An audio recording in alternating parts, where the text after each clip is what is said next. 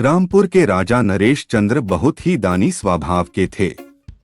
उनके दरबार से कभी कोई याचक खाली हाथ नहीं लौटता था। दानी होने के साथ साथ नरेश चंद्र एक योग्य राजा भी थे। वे अपनी प्रजा के सुख दुख का पूरा ध्यान रखते थे। अच्छा और दानी राजा मिल जाने के कारण वहां की प्रजा हमेशा राजा के गुणों को प्रशंसा करते रहते थे।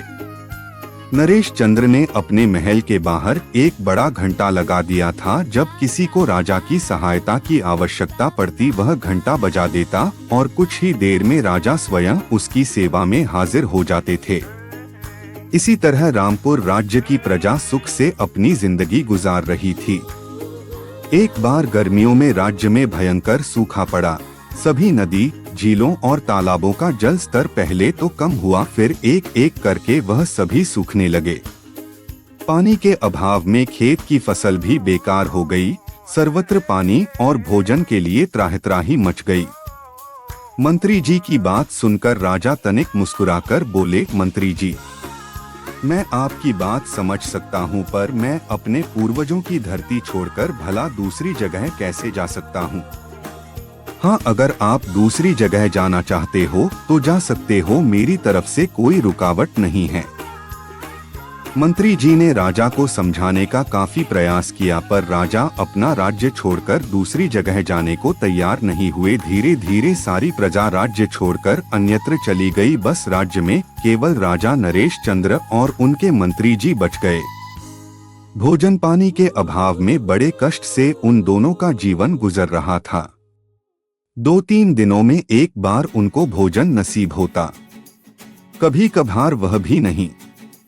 एक दिन मंत्री जी ने गोदाम में बिखरे पड़े कुछ गेहूं के दानों को चुनकर उन्हें पीसकर 2 रोटी बनाई और कहीं से 1 लोटा पानी लाकर राजा को देते हुए कहा, महाराज, आपने 4 दिनों से भोजन नहीं किया है, कृपया यह रोटी खाकर और पानी पीकर अपनी भूख शांत कीजिए।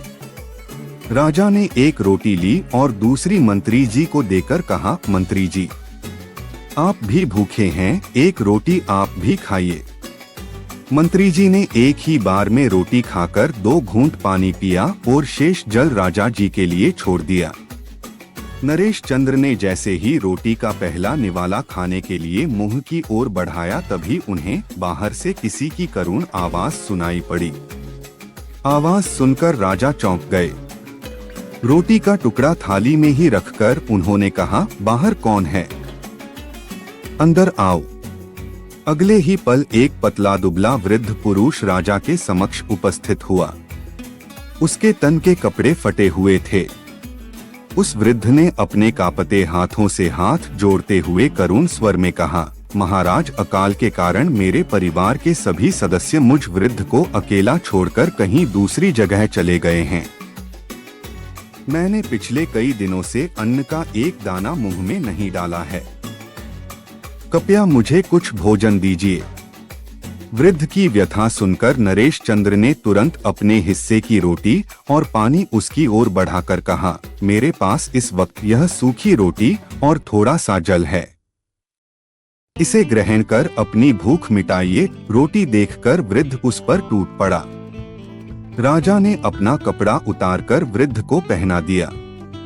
भोजन करने के पश्चात वृद्ध ने मुस्कुराकर राजा से कहा, महाराज, मैं कोई वृद्ध नहीं बल्कि भगवान इंद्र हूँ और आपके दानवीर होने की परीक्षा लेने के लिए इस भेष में आपके पास आया था। आपके दान के आगे मैं नतमस्तक हूँ। मैंने आपके दानी होने के बारे में केवल सुना ही था, आज परख भी लिया। धन्य है आपकी प्रजा जिसे आप जैसा राजा मिला। आज के बाद इस राज्य में कभी सूखा नहीं पड़ेगा। इतना कहकर भगवान इंद्र अपने असली रूप में आ गए और नरेश चंद्र को आशीर्वाद देकर अदृश्य हो गए। अगले ही पल बादलों की गड़गड़ाहट शुरू हो गई और देखते ही देखते मूसलाधार वर्षा होने लगी। राज्य की सभी नदियां, झील और तालाब पानी से भर गए। सारी प्रजा भी राज्य में लौट आई। राज्य में एक बार फिर से पुरानी खुशहाली वापस लौट आई।